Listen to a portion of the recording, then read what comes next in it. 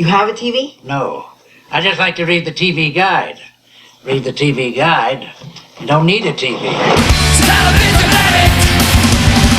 Television addict! Television addict! Hey everybody, welcome.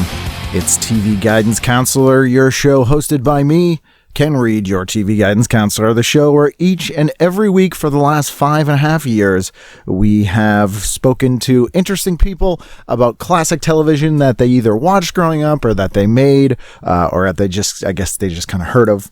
I'm like, have no energy left. I'm super jet lagged. I went back to Los Angeles, everybody. If this is your first time listening to the show because you are a fan of my guest, thank you, welcome, and you have great taste. It's a great guest.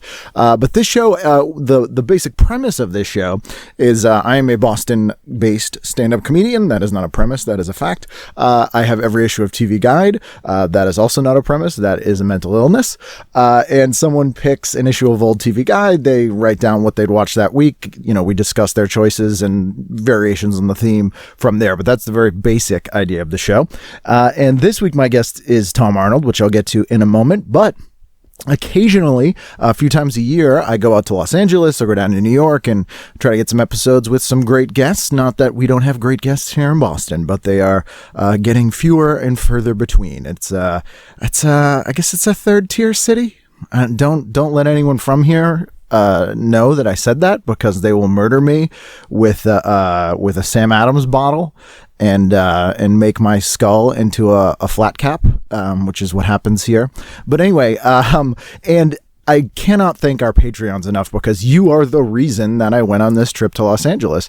It's almost $300 a month I'm getting from you guys, which covers all of my costs for this show. It's a pretty cheap show. It's just me. But that money also is airplane fare. That money is a car rental. That money is renting a space so that people can come be on the show without me being like, come to my hotel, or having to have a friend allow me to let people in their house as I sleep on their couch. But thank you guys so much. It really does improve the quality of my life and the quality of the show. And I wanted to give you guys a special mention there. If you, for some reason, would like to also give to the Patreon, it is patreon.com/TV Guidance Counselor. We have no ads here. So that is the way that we finance the show.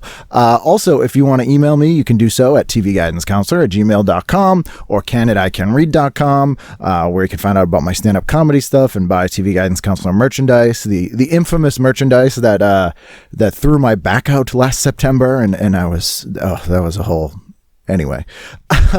Or you can go on social media. We're TV Guidance Counselor and Ken Reed Comedy on Facebook. I am at Kenneth W. Reed, REID, on Instagram and Twitter, and at TV Guidance on the same. I think there's probably other things too. There's new social media stuff. If I'm not on something and you want me to be, let me know. In addition, you can let me know if you have guest requests or really anything. Feel free to write me. I very much appreciate hearing from you guys. Now, on to today's episode. This is Tom Arnold. He really needs no introduction. Tom is one of the funniest people I've ever met in my life. The guy's got an enormous heart, is such a good dude, but also it just makes me laugh so much. I must confess, I listened to this episode to edit it, and I had to stop several times because I was laughing. So, that might just be me. You may not feel the same, but I think you'll enjoy it. This is slightly shorter than our normal episodes, but given how quickly Tom speaks, I think if you played this maybe at 75% speed, you would have like a 3-hour episode worth of content. I'm not good with numbers or math or science, but that has to be true. Anyway, please sit back, relax, and listen to this week's episode. Oh, I forgot to mention, it's episode 350 too. That's crazy. 350 episodes, and actually it's more like 389 or something, because I didn't number some in the beginning. So we're approaching 400, and that is crazy. Anyway, episode 350. So please sit back, relax, and enjoy this week's episode of TV Guidance Counselor with my guest, the one and only Mr. Tom Arnold. TV is my friend, and it has been always there for me in time of need. Tom Arnold. How are you, sir? I'm good, Ken. How you doing? Thank you for being here. I'm great. Oh, yeah, no, this is great. Good man. Oh, thank you. I'm staring at a TV Guide cover on your wall and a Hirshfeld of yourself on the wall. Oh, well, that's the greatest TV show ever made, which is right at the beginning of television, which is the Honeymooners. Yeah. And Jackie Gleason, my hero, and the perfect wife, Alice Trebek. He just doesn't that relationship, and it's funny because later in life they were doing a movie, Honeymooners. I got cast and hired, and then people went ape crap that it was me, and that the woman Audrey Meadows defended me publicly. It's, that I'll tell you what, that they ended up not doing the movie. I got paid $1 million not to do it, but. And it would have been a big bite. I tell you what, it would have been a big, it would have been a lot. I think they went black with it, which is way smarter because I just couldn't. But the fact she publicly came out and said, I think that he'd be great. And I was like, oh my gosh, I'm going to take that. Oh, that's a compliment. Yeah. Have you met? Had you met her before? Or I had not met her. I knew her sister very well because Steve Allen and her sister came to my house and played the piano, and I got to know them. I did one of my HBO specials I did with Judd Apatow. They were a part of, and I loved. And I told her sister, I said. I love your. I'm in love with your sister. Way back to the June Taylor dancers. If Oh yeah. I mean, and so when that happened, I mean, I'm all in. And I got to tell you something, Ken. I don't know if you're aware of this, but there are women, and rest in peace, Florence Henderson. I'm going to tell you something though. Florence Henderson, until the day she passed, she was so freaking sexy. Like if we were in a room, like no, this is for real. I know. Are you straight or gay? I'm straight. Okay, oh my God, you would be. She, I believe me. I'm single, and believe me, even if I wasn't single, there's type. If you're in a room for she. And I every man I've talked to, I was talking to somebody last night. I was talking to Michael Rosenbaum. I was like, we were talking about women, beautiful women. We were having lunch at Sione's, and I'm like talking about some beautiful women walk by. And I go, who's freaking hot? Can I swear on here? Oh, please do. You know who's fucking hot? It was always hot. It was fucking Florence Henderson. He's like, oh my God, you're right. Yeah. Oh my God, because she made you felt hot. Like we were talking about sex appeal or whatever. No, you wanted to fuck her. You're like, there's certain women, because I was talking about doing this autograph show. I said I did this one, and then it was so fun because I saw people that I loved that were from the 70s, and I saw Dr. Smith from Lost in Space. He was there, and his kid brought him there. And I said, I thought it was so fun to do that and do it. And I was like, oh my God, I didn't feel bad about myself. And all that halfway through, I'm like, oh fuck, Sophia Loren is here. And then I was like, she looks young. And I was like, and then later I was in the bathroom peeing, and Sophia Loren was peeing beside me. And it was it's a man. We've all had that dream. Well, no, of course. Oh my God, remember Houseboat? Yeah. I'm going to jump ahead. I grew up without a mother, and Houseboat was about Sophia Loren was this babysitter that Cary Grant had for his kids. At a Houseboat, he was a single father.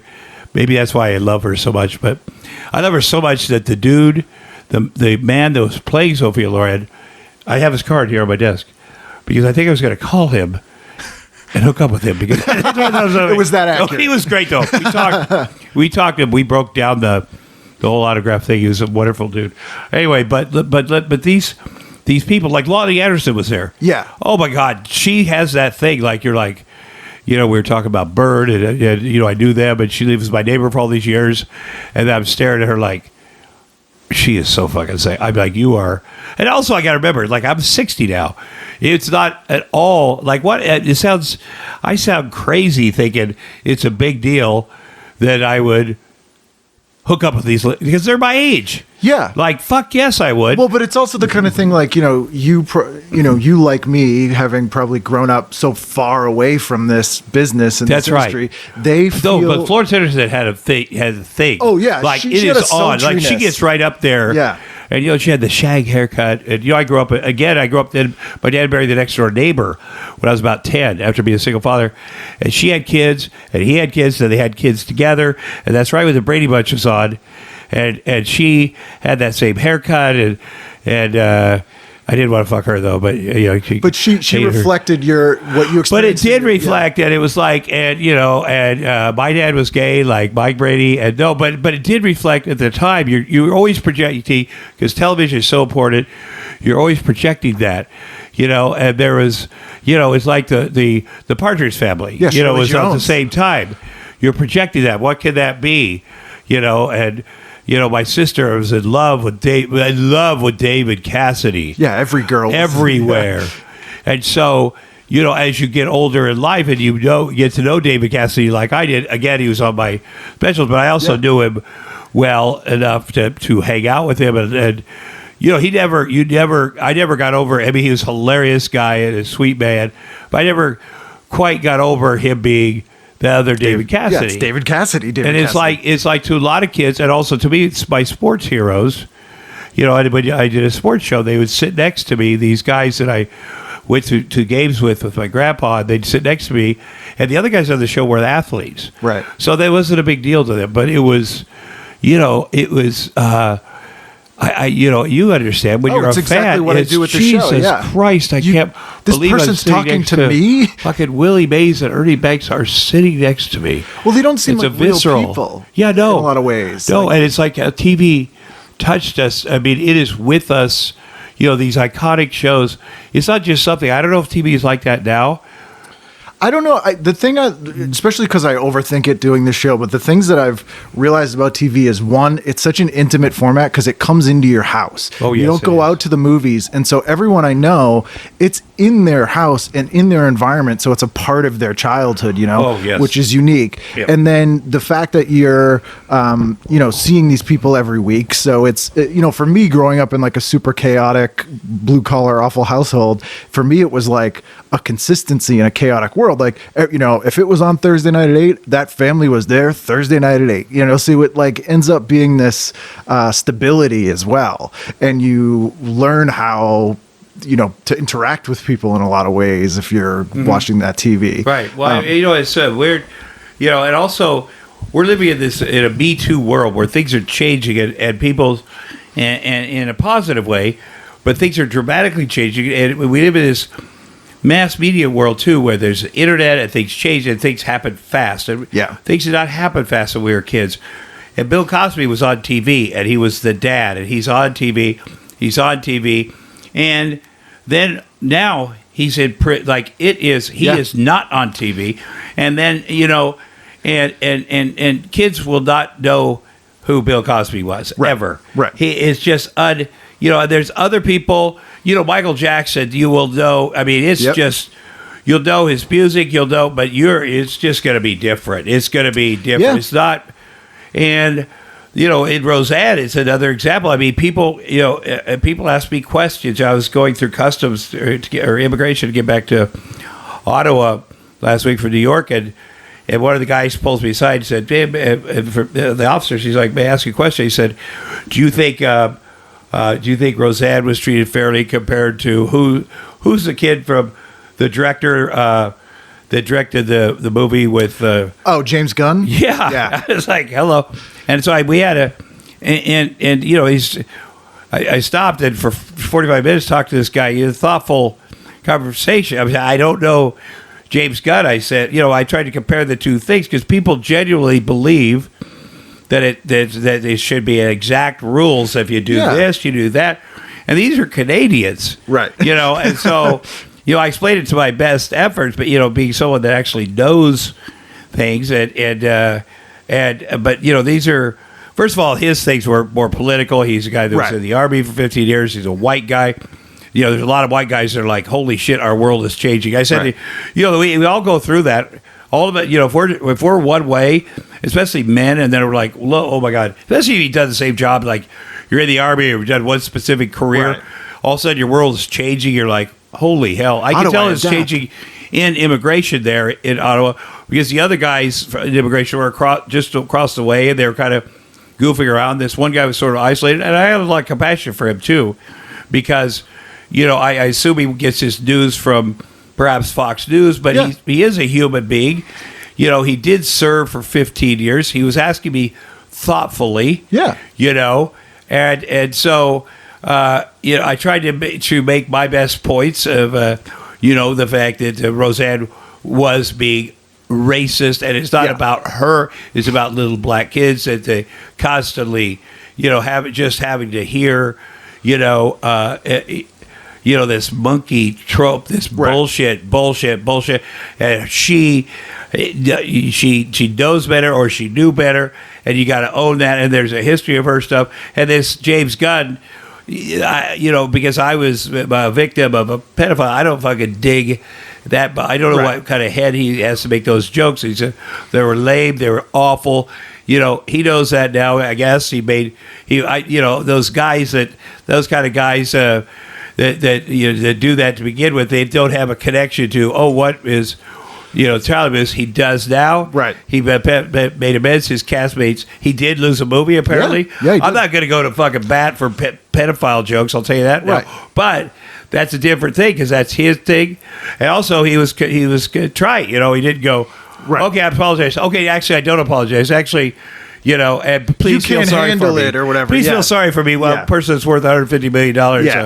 Yeah. So there are differences. Yeah, it's intent and context too. Like you can tell when someone's just dumb or bad at comedy. Right. Like, they're both bad. Oh, but true. When someone knows better and they're specifically coming out with something with a hateful intent is different than someone who's just like, dude, like, you probably didn't think about it, but that bothers people and it's also really not funny. And then they're like, oh my God, I'm sorry. Plus you got to, it's like Steve Bannon. You see Steve Bannon, he's like, oh, I got these slogans, build the wall, Muslim ban. They're words. I'm putting out words. I'm not racist, but yeah, you are racist, because when you do that in Europe, Nazis, you're supporting Nazis. And look at who's eating dinner with you in Europe. Yes. Literal Nazis. Sure, they're hicks in America. Sure, your slogans and Trump is behind you. But Trump is a racist. He knows it. He's a white separatist, white nationalist.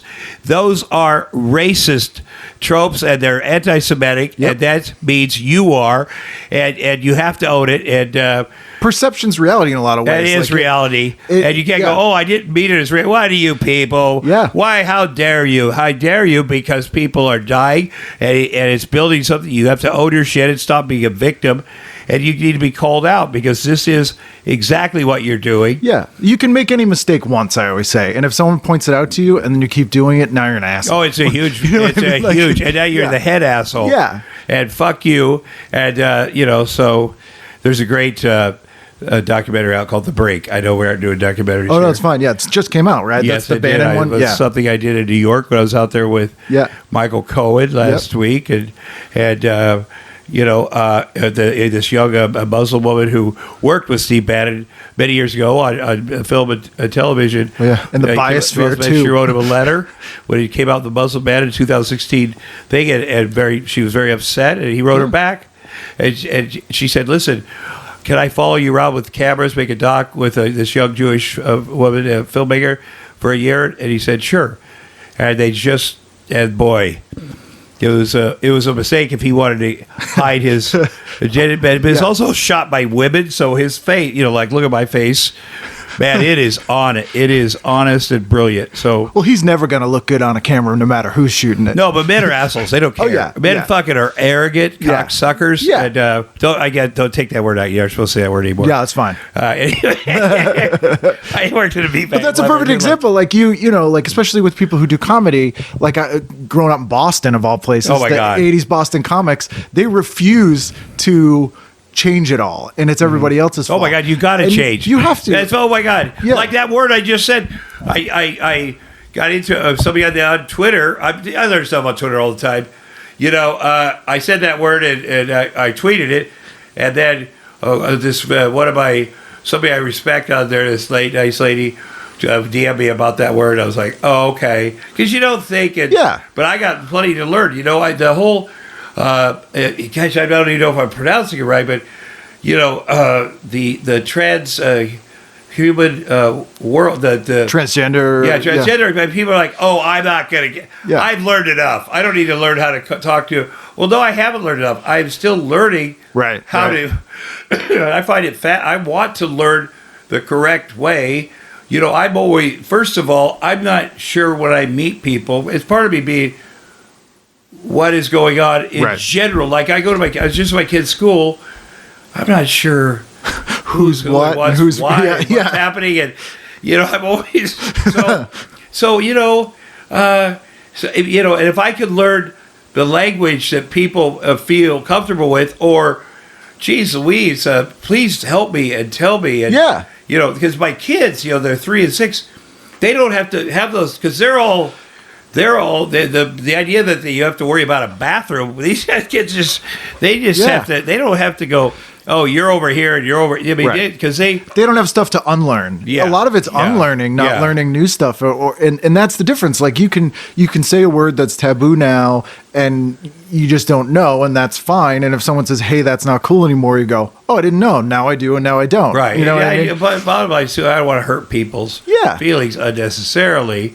And if people, and people say, "Well, it wasn't my intent." Well, if it hurt people's feelings, especially, some people are going to go, everything hurts my feelings, and there are, if you say in my life, I've never intentionally hurt anybody's feelings, so I'm okay. Well, that's bullshit. Or, I have no regrets. Then you're a shit father. If you say to I lived my whole life with no regrets, you're a terrible fucking person. Yeah. You're a shit father. You have no lessons. You're an asshole. That's another thing with Donald Trump. There's never apologizing. You can't live, your regrets. You shouldn't live in shame because you also want to continue making yourself better. And, people, it's not anybody's job to shame another person. Right. You can get in their fucking face. I'll tell you that right now. But you can aid the process. Here's the thing about people. They're like, it's my responsibility to shame that person. Usually it's a person that you feel you need to shame. Yeah. They probably got that already going on in their goddamn head. So they're overcompensating. They're covered. Yeah. But you got to keep, just think of comedy or television. There's shit they can't play. I mean, you see the old Johnny Carson interviews from the 70s. There's stuff you can't, that you wouldn't be the people wouldn't be comfortable with, right? Which makes it super fucking hilarious to me. Oh yeah, I mean, one of the things I always have trouble with, like when I'm trying to recommend a show to like younger people, because like Barney Miller is one of my all-time favorites. Barney Miller, I played cards with Hal Linden. Did you really? Oh my god! Oh, he gives me such. We have this Wednesday night poker game, and it's all these classic. Fucking the dad from Wonder Years, and Dan. Alex Trebek sits next to me. He's never lost. He came out with he has a pancreatic cancer. Yeah. He came out, and I thought to myself, he did a video. He said, "Listen, don't." He goes, "I've signed for 3 more years." So, and I thought to myself, he sits to my left. He's never. I've literally never seen him lose. I just tweeted that because I didn't want to, and it's really true. And I called Norby Walters, who has this famous game out here. He's had 30 years. I said, have you talked to Alex? He goes, yeah. I called him, asked him when he's coming back. He said, next week. I said, I've never seen him lose. He goes, me neither. I mean, seriously, he's so positive. He's such a great guy. But Hal Linden, he sits on my right, and he teaches me, you learn life lessons. First of all, it's fucking amazing to just know these guys. Yeah. But he's like, Tom, you don't, if your head isn't good enough to be, you don't throw your cards in till everybody's passed because, then you've made me raise the, I don't know. Well, in other words, basically pay attention to the game. Right. In life. Don't just, you got to pay attention to the other, for the other players, you don't just, that's just about you throwing, I've lost. Yeah. You're playing a game with other people here. Yeah. There's ripple effects to everything you do, Tom. And, because I'm always trying to be better or learn, because I think for a long time I was like, oh, fuck, I lose, fuck this. And, he's like, Tom, I just had to raise to see what he had because you just threw yours in because I don't know. I go, well, I knew I couldn't beat. He goes, yeah, but you don't, okay, whatever. You giving up screwed us over. Yeah. We didn't try to. Yeah. Yeah. And sometimes you think you know everything. but you don't. You know, Oh, yeah. sometimes there are little subtle things. And I'll tell you what, guys that are stars of shows in the 70s will teach you it all. And the 80s. They are the most wise, sage people. But like the thing is, you watch that show, which is still one of my favorite comedies, and they're handling a lot of like very touchy topics about like sex workers and stuff that's people are a little more liberal about now. But that show was trying really hard to humanize those people, and I find that younger people will watch it and shut out the message because they're looking at the language that you couldn't present it that way now. But it's like, no, they're trying to do the same thing you want to do now. It's just that the way you did it was slightly different then, and they'll shut down. Young people are going to watch it. Yeah. But it's good to remind ourselves. I mean, maybe I'm not giving young people credit, but it's good to look back there and go, wow, we were, that was a progressive time. Television wise, all the Norman Lear stuff, like a lot of that stuff was even more progressive. Norman Lear still got producing shows. Yeah. I mean, he's amazing. I see him at Judd Apatow's 50th birthday party. I got a picture. I tweeted of him and I. Judd. We were so many people there, and Judd's like, we were standing there, and he's like, "Oh my God, there's Norman Lear. Let's take a fucking picture." Yep. I have all the people because Judd and I, like, when he was 18. I hired him to write jokes for Roseanne and I. This was his first job. And I remember he came up, he was getting $400 a week, and he's like, Tom, I got to make 600 or 800. Like, it was a big, oh, are you serious? I really need you. I was like, oh my God. And that was a big deal. And then to him, and then, because when you're starting off, that is a big deal, right? Yeah. And then we did my first thing I did on my own, which is my HBO specials, which were great. And I just love that guy. But Norman Lear, here's a guy that, no matter what, obviously me or Judd, there's nothing you can't, or anybody in that room at Judd's party. And Judd has a million cool friends. But Norman Lear's just standing there and you're like, he is, so many important things. And he is clicky. And he is politically savvy, and he is so of this time, and so important, and sometimes you just go, it's like Jane Fonda, Jane Fonda, who is totally fucking, oh my God, I got to Barbarella scene. No, right now, like still, today, like the night before the midterms. Michelle Obama had his telethon, and we were called just people to vote. They kept saying, but not partisan, Tom. It was down at Google, and so a lot of people were calling, and all of a sudden I see Jane Fonda walking towards me, and I was like, oh my God, because I haven't. She's always been so nice, and she's like, I just want to talk to you because I know the Secret Service was at your house, and Nixon said my, and then we just ended up talking because, and I'm looking at her like oh my God! I've always done that. Because I just love her so much, everything about her, and I just, I want to, she's, because can you imagine being her in the 70s, this woman? And I'm not going through this because I know what it's like to disagree with Trump and have the Secret Service come to your house and have those yahoos threaten your life and have those. But can you imagine being it's different woman? As a woman, Yes, it's horrible. It really is, And to have this, and I just look at her and this small woman and going through that, and I'm like, that is some bullshit. Yeah, and bad, because Ken, you know me enough personally to know that I don't give a shit. Yeah. And you see sometimes you have to. Yeah. But imagine being it's you take for granted as a guy that I get death threats and stuff all the time, and I have since I was in like bands and stuff. Right. But you just you're kinda, a big dude, though. You're just all right, to it. But it's not the same. There, so much boils down to like, if you feel like you can physically take care of yourself, you don't worry about that stuff as much, even if you probably should.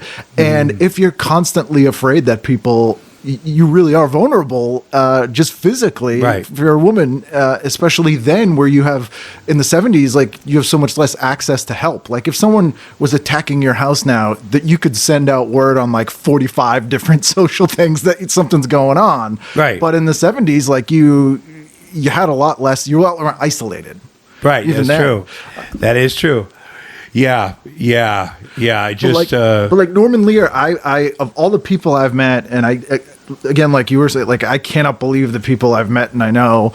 And I did Aspen HBO Festival in 06, and Norman Lear was there, and I never bothered. You did it when you were 6. In 2006. Yeah, Jesus. I wasn't 6. Yeah, that would have been. I would never live up to that. That'd be like the high school quarterback. It's curse forever. Like did Aspen when I was 6, and it's all downhill. But I never ask anyone for a picture. I never bother anyone because it's just like horribly embarrassing. But I was like, it's Norman Lear, and I said, oh, sorry, Mr. Lear, I'm sorry to bother you. And he goes, you already have. But I got a picture with him, Yeah. you know, and it's like one of the few celebrity pictures I even have, and because it's Norman Lear, you know. Of course. Yeah. And he was very honest. Yeah, absolutely. Did you really? You had my let's just do it. Yeah, exactly. but it's funny. Yeah. Can you imagine? But that's great. But you know what? It's also he's there for that. Yep. And it's nice to be acknowledged by somebody that appreciates him, and you're there for that. Right. It's not like you're at the. I'm not selling it to TMZ. Well, you're also not behind a dumpster. And Right. You're, Right. Oh yeah, it's in context. Like we're at a industry event. Yeah. You know, it's not. Yeah, I'm not. He's not with his kids at a school or something, and you're ambushing him, which I cannot believe people do. Right. Well, you know what? I had one time. This is off the, but in school and kids. We were talking about kids. I grew up in Ottumwa, Iowa, which is a working class small town, and I ended up working at a meatpacking plant for 3 years out of high school on the kill floor. Kill floor is rough. Kill floor, but that's what people did there. And I had to save money for college, and because I didn't know, I had these dreams, and it was pretty. Guys that looked like me and were like me, you kind of. The performing arts were not. You played sports. You played sports, and but there was this teacher, Mrs. Jade Gar, that said, you could do this acting thing. It's actually a picture. Where is it of me somewhere here? My grandma. See that trophy there? Yep. There's 2 of them up there. My grandma. That's for the Ottumwa community players. So my grandma was in charge of that, and. I love being around my grandma. That's her at the premiere of True Lies with Me. Oh, that's Dottie. fantastic. And she was amazing. So I would go to the plays, and I got to play the.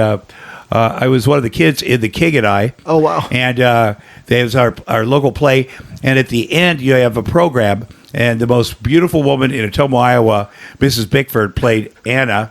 And I was just one of the kids that ran around. Yeah. And I went up to her and said. Remember, I didn't have a mom. I went to her and said, would you sign my program? And she said, oh, of course I will. And then she signed it. And then she kissed me on top of the head. And my whole body tingled. And I thought, well, if this is what it's like to be an actor, I'm going to be a fucking actor. I'm going to get there. You get kissed by Mrs. Bickford. So, but, I kind of dreamed, is it possible to do this? And then my aunt had moved to New York, and she was on TV on a soap opera, and she married this big producer, and he actually ran WPIX, and he actually made the documentary "The Secret Life of Adolf Hitler" and wrote the book. It's amazing. PIX is a big deal. Channel 11, we got that in Boston too. Oh yeah. So if you're Jewish, you really appreciate that. But then she kind of put her career on the sideline, but it just didn't seem possible. Right. But this woman, Jade, came up to me and said, "You could do this." And just having one person in junior high school say, "You come in," of all the, because I hung out with a lot of knuckleheads, a lot of big dudes. I played football, and for her to say that, and for me to decide to try this thing that would the boys didn't do that. It's an adult too that's believing in you, which is if you're a kid and an adult who you feel like has everything figured out, and if something was a bad idea will tell you, says like, I think you could do this. Right. It's, you really are like, I must be able to do this then. Right. Well, I tell you what, usually what happens in schools is the football coach will walk into a big classroom and see a big, because there's a lot of big farm kids walking around that don't play football. And the coach will come in there and go, hey, you should be playing football. Right. You should, I'm going to talk to your dad. You should be playing football, and then leave. Right. Well, this is what Mrs. Gar walked into the class and walked up to me and goes, you should be acting. Right. And then left. And there was and then I ended up, my friends are like, what? You're a F. Yeah. A G, you're a Y. And then I ended up signing up and ended up doing that. And then they have, competition. In Iowa, everything's a competition. You won the state. I won the state eventually. I mean, looked at it like a sport. I still did the sport. And then afterwards, I'm like, how do you do that after high school? And I started working at the BPAC plant and to save money, but I just want to be on TV once, kid. Right. If I could just be on TV once. Yeah. Because I knew how magical TV was. And I thought, well, the people in my hometown will like me if I'm on TV once. Turns out that's not true. No, it's the opposite in many ways. But it's going through that looking glass that I was called, because you grew up watching these shows that are so important to you, and they feel a billion miles away. And if you could ever get on that other side, even just once, it's like going to the moon. It is. And let me tell you something. We used to have this telethon come to town in the, I don't know if it was the March of Dimes or the Cerebral Palsy, and they have stars for TV, and Festus from Gunsmoke. Yeah. He was one of the, because they cut to, I'd see these guys like, wow, that is amazing. But what really did it for me, because I started getting depressed, it makes no sense to get from Tubbo, Iowa to TV. But one night after working at the BPAC plant, I went to the local the jailhouse, which is our disco, right? Which is a place we go, and then we get to fight outside of it. Yeah, I was outside, and I looked over, and I saw Andy Kaufman, and I was from Taxi, the TV show, and I was like, holy shit! And we at the Atomo Coliseum that night, we had women's wrestling. Oh yes, and he was staying at Maharishi International University, 20 miles from Atomo in Fairfield, Iowa, and he'd been studying transcendental meditation there, and that's where he was living discreetly. And he drove down to see the women's wrestling event and paid them to stay afterwards and wrestle him. Of course. And then got a bus and took everybody to Happy Joe's Pizza, which is the best pizza in the world still. I'll have to go. The taco. And I saw him, and I thought, God, if I could ever be so successful, I could take everybody to Happy Joe's Pizza. Yeah. That would be. So I went up to him and talked to him. People were gathering around, and then talked a little bit. He was nice, but then as people got around, he got uncomfortable. He ended up running off. But in that moment, I went, "Oh fuck! If he get from there to Tumwa, I could get whatever tunnel there is. Yeah. I can get back there." So, then I knew it's humanly possible. That's almost like a fate thing, because that's such a weird, of all the people and all the places to be. Andy Kaufman's to be right in front of me, and when you're right there, and to be such a guy that I thought was brilliant, and to be standing right there. There's so many things, I don't know about your life, where that just happens. Yeah, I get a lot of it.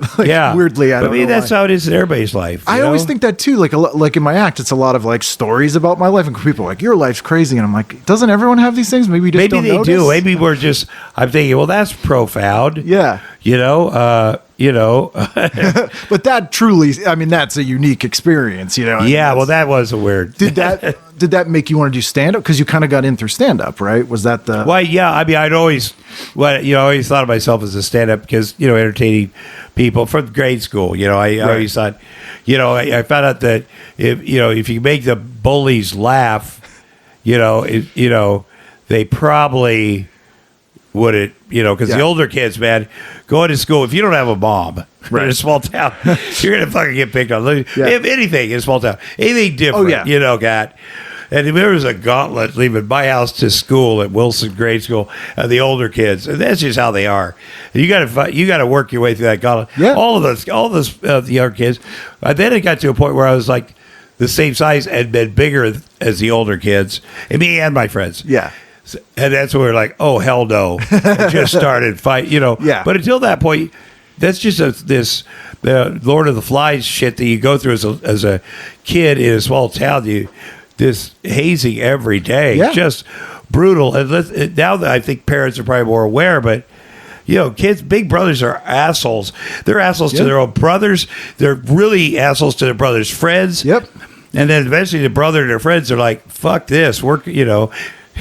Kids are constantly seeing how far they can push things. Yeah. Because they don't know. And they're also trying to assert themselves and feel like a person however they know how. Right. So, but that's the other thing about television. You watch television, it tells you these stories about bullying. Right. About how to be. I remember the after school specials when they started playing them, and they would deal with what they called after school specials. Yeah. Yep. And they would deal with these issues, the bad touch and the bad issues and bullying, usually kind of a stilted way, but people weren't talking about that, especially in farm communities. They bring it up at all is amazing. Yeah. And they'd have pretty actresses play the parts of pretty actors, and they were popular, and they were, they seem awkward now, but if you're young, that's what it took to get you to watch it. And at least you're talking about something. Yeah. You sure as hell weren't when the Reber brothers were fucking smacking you on top of the head with their fucking knuckle out on you. But that's like those blue collar shows, like when I like Roseanne, the show comes up all the time here because that was the show that reflected my family experience the most out of anything I saw, and the humor of it. To your point with you developed it to deal with those bullies, it's a gallows humor that you use in order to survive in a really tough situation. Right. And it felt really natural. And that was the tradition for years, starting with the Honeymooners. They were poor, and the jokes were kind of to get through the day. And that started to disappear. And we don't have as many of those blue collar shows now, which was all, that's Norman Lear's bread and butter too. Right. But that's why you tend to get people who are sort of put upon or blue collar or in small towns or like Boston. Those are the cities that have like a sense of humor because the people are like, it's miserable and cold and we all just want to die all the time. So. Well, that's the thing too. And what I brought to Roseanne, the show, first of all, I brought, being from Iowa, loose meat sandwiches. Which I've never had. Oh my God, they're so good. And then I hired a bunch of comics from the Midwest. Yeah. A lot of my roommates from Minneapolis and some Iowa guys and people that I knew, and then I got I wanted to hire a bunch of comics, and it's easier to hire funny people that don't know how to write scripts and then teach and write a script. The form, Right. There's a certain form. And then also I respected the other executive producer to hire professional, older time sitcom writers. Yeah.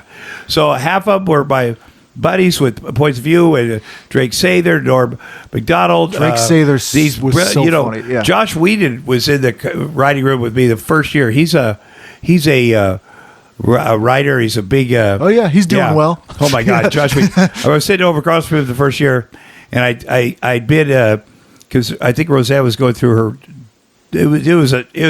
I'd been in a fight, and I had to take a psych test. Oh, was it the paparazzi thing? Oh, one of the many. Yeah, There's many. yeah. It was even in front of Spago. Yeah. Well, the Spago one, I saved the paparazzi's life because Roseanne and these guys said, "I'll clear them out of the front of your car." This is the old Spago. Yeah. Oh my God, the old Spago was so fun, and so it was fun for us because we were from fucking the Midwest. We're fucking Hicks. Again, Roseanne and I met. I was 23. Yeah. I just moved from Iowa. Basically, it's the Beverly Hillbillies. They're crazy. I see these shows they have on. There's one now called Irreconcilable Differences. I'd go, oh, that's bullshit. But on the week, it's here with the kids, there'll be things will pop up on my computer, little segments of it. And I'm like, God damn, I was fucking crazy. I was in a lot of, that is pretty funny, because I turned 60. Yeah. And I'm watching this. I got a 6-year-old kid of 3. And I go, look at your dad up there punching out that fucking. Yeah. Well, I remember there was a paparazzi at the airport that you hit, but they were interviewing you, and you had a hilarious line where you were like, well, he was getting his camera in our face, and they were like, well, you hit the paparazzi, and you go, yeah, well, he was holding the camera. Oh, yeah. Well, I don't do it. I don't, I get a much better relationship with but that fight is Spago. Anyway, these guys are like, he's ready to say, we'll clear them out in front of your car because I couldn't get out of there. They're like, okay. She goes, I'll give you $50. And she handed the money, and then they just started beating the shit out of me. I'm like, holy fuck. I had to get out of the car to save their lives. It looked like I was.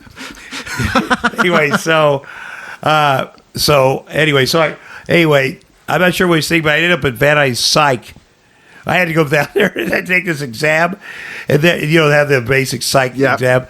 So I brought it to work, and one of the things was how black is your poop or something. It's like, I gave it to Whedon. I go, hey, fucker. You know, he's a young guy. Yeah. He had long red hair. Hey, fucker, look at it. You fill this out for me. Like, he was terrified of me, if you can imagine. But he was a nice boy. I go, look, fill this out. How dark is your poop, Whedon? Anyway, but no, the amount of brilliant writers that went through there. Yeah. Just brilliant people. And what an honor to work with all those different voices and people that worked on that show, and talent and actors and producers and writers and Roseanne herself, Yeah. Jeez. I mean, and then for someone who just goes, I want to get on TV once, and that's like kind of your goal. Well, so my first thing was I was writing from the. Well, She goes, come out and by the way, she goes, I got a show. First of all, I played her husband in her HBO special year before or whatever, and then she goes, I got a TV show. But same people do Cosby. I want you to be the husband. I go, oh, really?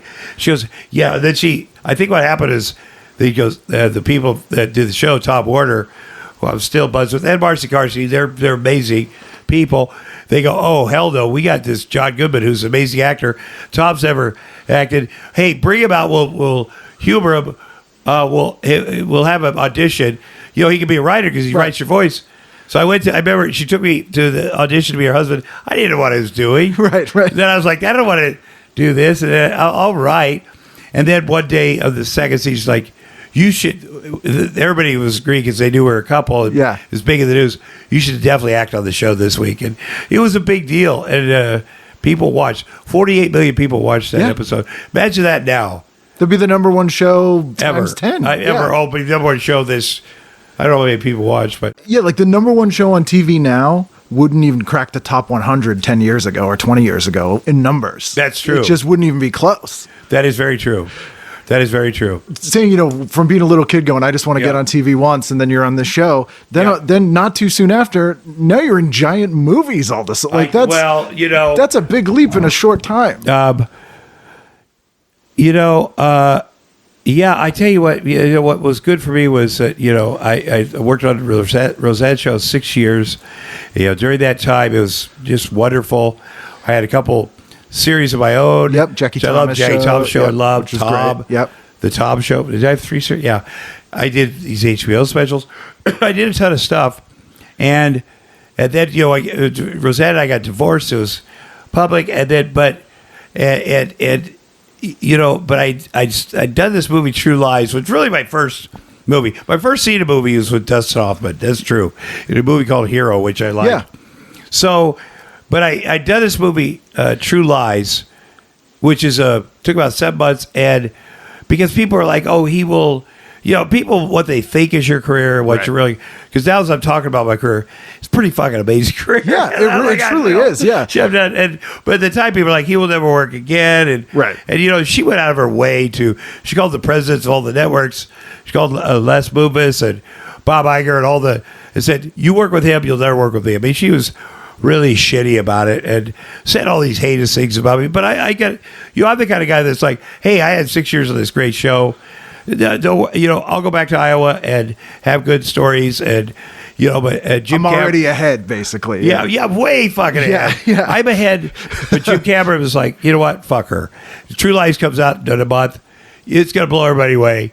Fuck her, And I thought, I wish I could believe that, but it did, man. Yeah, I did so good in this movie, and I'm all about, I'm gonna be self effacing and humble, but I fucking killed it in that movie. Oh, you're the best part with in the that great movie. people. Yeah. Well, and everybody was, and it's a huge movie. Yeah. Imagine the pressure on the line. It was the most expensive movie ever made. Yeah. I went from the number one show to the most expensive movie ever made, and I killed it. And I did good work on Roseanne, and I killed it. And so I didn't know it was, if I didn't known how much pressure was on me, and on Jim Cameron, because when they screened the movie at the first test, they see Arnold Schwarzenegger, yay, Jamie Lee Curtis, yay, Tom Arnold. People booed because that's how my public perception was. But at the end, when they filled out the cards, I was a favorite person. So in this 2-hour film, Jim Cameron changed people's opinions of me from hatred to respect. Yeah. And that's, and you still, if you know anything about my work and me as a as a human being. I mean, you see me on Twitter, you're like, you're either for or against, probably, and you can still be for and be against. You can be like, yeah, he's a nice guy, but Jesus, he's out of his fucking mind. But, I've had great opportunities. I've worked a lot. I have been so blessed, and I've also done some amazing work. Ken, I love you. I got to see if that wardrobe lady's out there. So I'll wrap it up. Just thank you so much for talking to me at all. It's amazing. And You're amazing. It's been great. Thank you. You're amazing, Ken. Thank you. I appreciate you. You know, you came through for me. First of all, you're great on Twitter. Oh, thank you. Second of all, your head, you have like Superman's head. You're close to his body, but you have a beautiful head, like frozen in time. Well, thank you. Like the original Superman. The one who hung himself right up here. George Reeves. Right here. We're like right here, seriously. Yeah. I'll avoid that area. Yeah. Man. Like seriously, right up right. Yeah. George Reeves, that's where he got, On this street, like Benedict Canyon. By the way, I lived in Benedict Canyon here when Roseanne and I lived there. Yep. And now that's where I am now. And anyway, let's not end on a suicide thing. Let's end on... Did you ever meet Jackie Gleason? I did not. Yeah. Well, then that's sad too. Who was the best person you got to meet that you watched growing up? Well, I met Lucy. I met, I met George Burns. I got to play cards with George Burns over here at the, let me think. Oh, my gosh, I met, Bob Hope, I got to know well enough to go down and spend time at his house. And it's pretty telling you can't even narrow it down. Oh, I did so many. Oh, my God. One time we saw Dr. Hardy from the General Hospital. Oh, yeah. And his car said Dr. Hardy. He was driving up Benedict Canyon. Roseanne jumped in the car and followed him all the way down here to Beverly Hills Hotel. Right down here. Because, oh, my God. This is the Beverly Glen Center right up here. Yep. At the pharmacy up there. Roseanne and I were up there, and Gregory Peck was up there. And we said, oh, my God, Gregory Peck, can we have your autograph? He's like, only if I could have yours. And he's the nicest guy. And he was so great. I knew his son and I are pals. And, for real, that happened. Yeah. And that's a good one. That is a good one. Barbara Streisand and Billy Wilder. Oh, wow. Sue Beggars, we used to go to parties. And she had things. She was one of our agents. And, okay, here's the best story. So I spoke at the Barbara Sinatra Child Abuse Center. Roseanne and I did it. Afterwards, while I'm speaking, Frank Sinatra was there. This is during the day down at Palm Springs, and I could hear him muttering like he had a drink. And I was telling a story about being raped as a child. He did, but I had to tell him because there are people, your body. There are people you're supporting. I had to be honest, and he's like, what? I'd kill that son of a... I mean, like, he is like full on, he's got my back. It's Frank Sinatra. Afterwards, Barbara and Barbara Davis are friends who they owned Fox Studios. They owned the Beverly Hills Hotel. They're really the first billionaire oil man from Denver that one, the characters were based on. Oh, yeah. They moved out here. And, I'm friends with their Nancy Davis's, the daughters, one of my best friends. And but I love them. They had the biggest parties out here. They had the Radio City Rockettes at the Christmas party. Wow. They had the most amazing fucking, they were incredible people, charitable people. Barbara Davis still kicks ass. They just are so.